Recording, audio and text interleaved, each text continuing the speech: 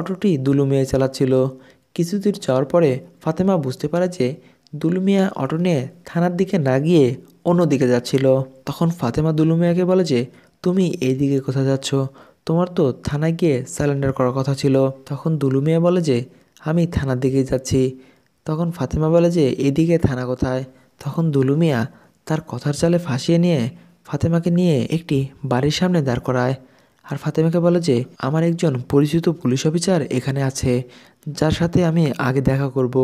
দুলু মিয়া যে স্যারের সাথে দেখা করার কথা বলে ফাতেমাকে অটোতে বসিয়ে রেখেছিল, দুলু মিয়া সেই স্যারকেই মেরে ফেলে।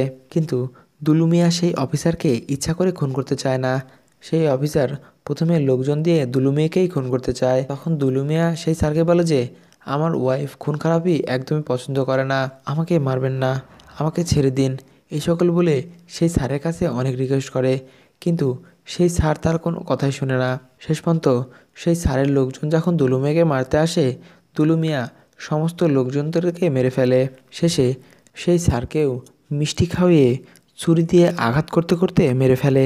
এতগুলো মানুষ খুন করার পর দুলু মিয়া তার হাতে মুখে রক্ত দেখে সে কেমন যেন একটি পাগলের মতো ভাব করে। ফাতেমা যখন দুলু মিয়ার এই সকল খুনের কথা জানতে পারে,